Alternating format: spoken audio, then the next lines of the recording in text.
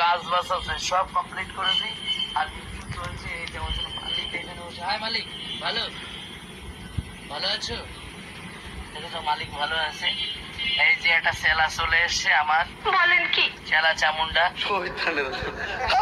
Manager এইদিকে পকেটে হাত দিয়ে হলু হয়ে গেছে আর আমি ও বাবা আবার বটি না, ও তো বটি বটি তো এখন বটি দেখাচ্ছে।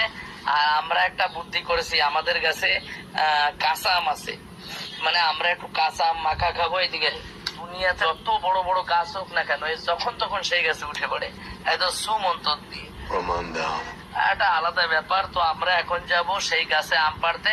তো চলো আম পেড়ে নিয়ে আসি, কাঁচা আম মাখা খাবো জমিয়ে। আমাদের ভাত ভাত খাওয়া হয়ে গেছে তো এই জন্য কাঁচা আম খাবো। আর কার দোকানের আর নিমাইদার দোকানের কাসন নিয়ে আসবো, এনে কাঁচা লঙ্কা দিয়ে লেবু গন্ধরাজ লেবুর পাতা দিয়ে সেইভাবে খাবো, বুঝতে পেরেছো?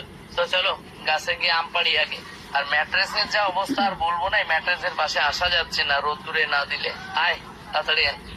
এবার আমাদের ফানি সিং এখন গাছে আম পাড়বে, তো এখন গাছে উঠবে আর গাছে উঠেই এক্ষুনি আম পাড়া হবে আর আমটা নিয়েই আমাকে। তো এখন উঠবে মিস্টার লুলু, এখন গাছটা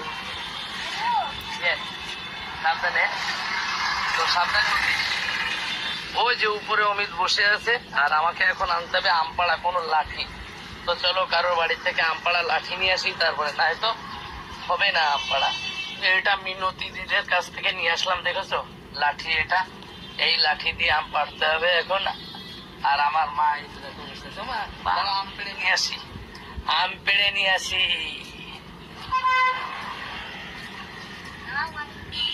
দেখিস মাথার পরে না ফেলিস কিভাবে, দেখেছো? তুলে দিলাম কাঠিটা, এইবার আম পড়বে আর ফুটবো।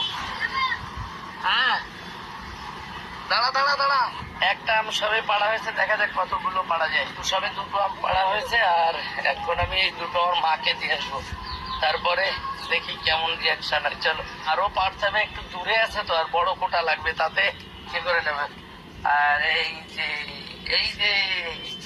দেখেছো তুলে দিচ্ছে, ঠিক আছে রাখো রাখো, হাতে কষ লেগে যাবে তোমার হাতে। দেবো দাঁড়াও দাঁড়াও দাঁড়াও, তুমি ঢাকে রাখতে হবে না, আমি রেখে দিচ্ছি, পাগল হয়ে যাচ্ছে, কষ লেগে যাবে হাতের থেকে, তার জন্য আর দিলাম না।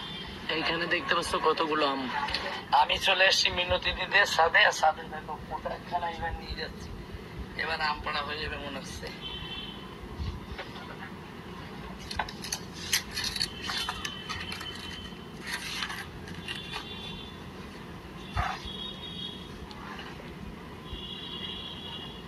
এটা নিচে দেন, আমি নিয়ে যাচ্ছি।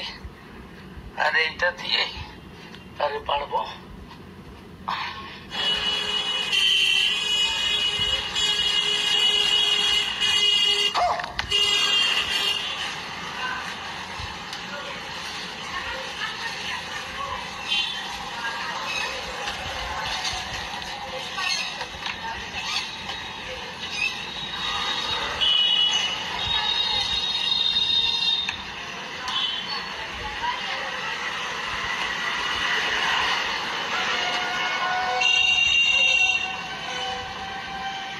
বলছে কি উপরে কি কেশবন্ধ উঠেছে?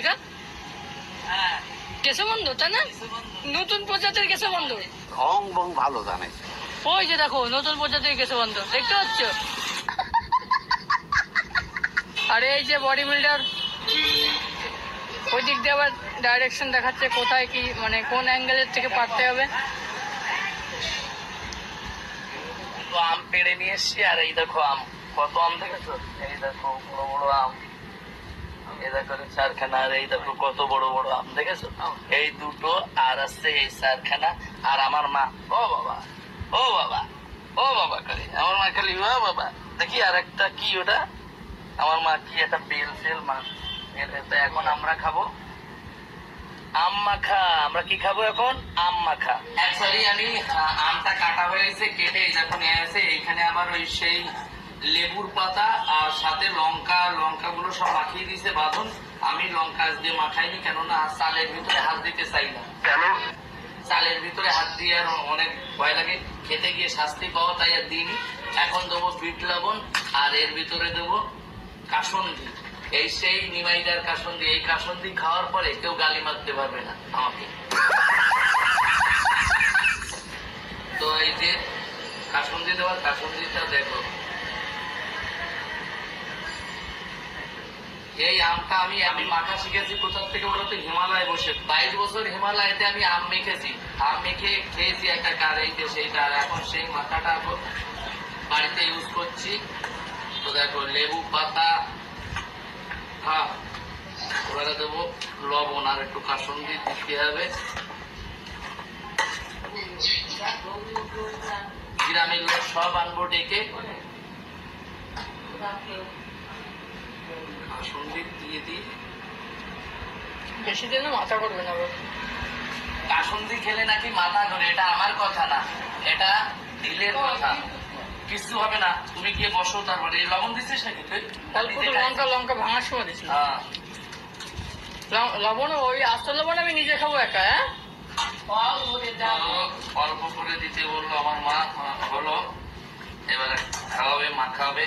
আমার মা দেখছে, দেখো কিভাবে আমার এই যে মাখা কমপ্লিট, দেখেছো?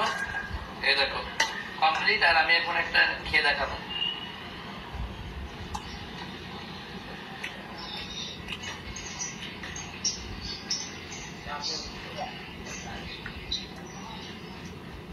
সেই সেই আমার কাছে সেই নাক দিছে, আমার কাছে কিন্তু জম্বের নাক দিছে, হেভি নাক দিছে আমার কাছে, এত স্বাদ খায়।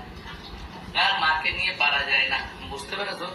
খেয়েই যাচ্ছে, সেই কাটার থেকে আম খেয়ে যাচ্ছে, খেয়ে যাচ্ছে না, কাটার থেকে শুধু খেয়েই যাচ্ছে। তো চলো এখন আমরা সবাই মিলে খাবো। খেয়ে দেখালাম যে কেমন হয়েছে, ফ্যান্টাস্টিক হয়েছে। বসে বসে যদি এইভাবে খাই তাহলে ওই বাঁধন ক্যামেরাই ধরে রাখবে, বাঁধনের কপালে এমন জুটবে না। ওই বাঁধনকে একটু খ্যান্ত দিতে হবে। ভিডিওটা আর বাড়ালাম না, উপোস রয়েছি, খেতে হবে এখন, করার কিচ্ছু নেই। সব এক একটা করে বসে বসে কেটে কেটে খাবো।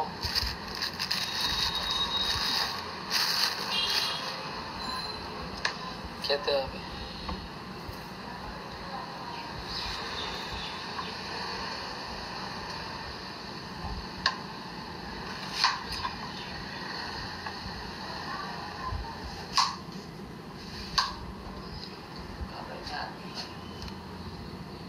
প্লাস্টিক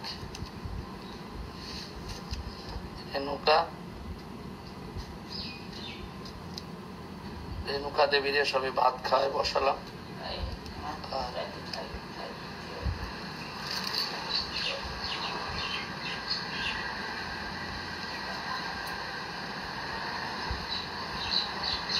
মরতে মরতে বেঁচে গেছি, ভোলে বাবার মাথায় জ্বরে ঢেলে দিয়েছি বলে এই জন্য বাবা বাঁচিয়ে রেখেছে, নাই তো আমি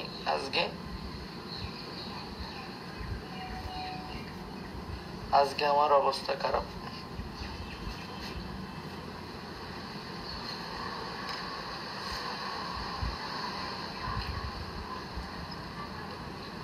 আমার বাড়ি চাঁদপাড়া।